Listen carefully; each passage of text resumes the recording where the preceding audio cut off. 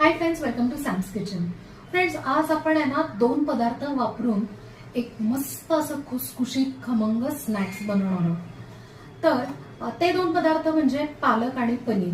आता यावरनं तुम्हाला असं वाटत असेल की पालक पनीरची भाजी असेल किंवा फार तर फार पराठा असेल, पण नाही, आपण करत आहोत पालक पनीरचे खुसखुशीत समोसे. फ्रेंड्स, पालक पनीर समोसा करण्यासाठी आधी आपण कणिक भिजवून घेऊयात. ती मस्तपैकी आपण पालकाच्या फ्लेवरची आणि ग्रीन कलरची असणार आहे.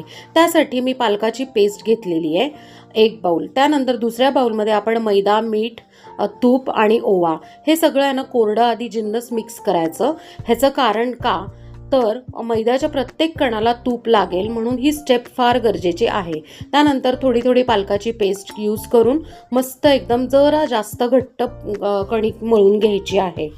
त्यानंतर थोडंसं तेल लावून आपण ती आहे ना कणिक मुरण्यासाठी 15-20 मिनटं बाजूला ठेवायची झाकून.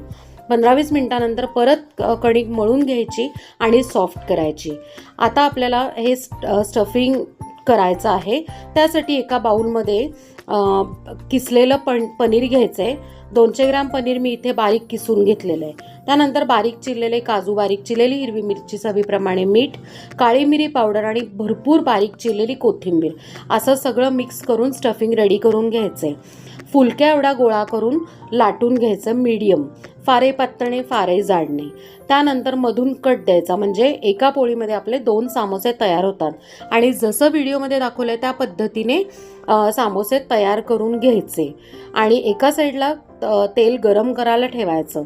आता इकडे अजून एक टिप आहे की ज्या वेळेला आपण समोसे तळतो त्यावेळेला अजिबात कडकडीत तेल गरम व्हायला नकोय.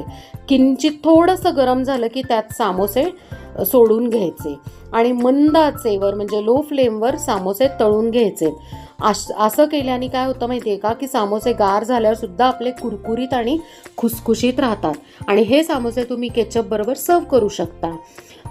फ्रेंड्स, तुम्हाला माहिती आहे का की ओरिजिनल समोस्याची रेसिपी कुठून आली आपल्याकडे, तर ती पर्शियामधून आली आहे. ओरिजिनल ही जी रेसिपी आहे ती पर्शियाची आहे.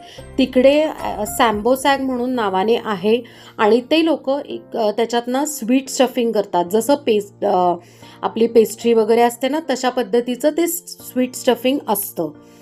पण ज्या वेळेला इंडियामध्ये आली त्यावेळेला मैदा आणि बटाट्याचं कॉम्बिनेशन यूज करून आपण ते तिखट समोसे बनवले.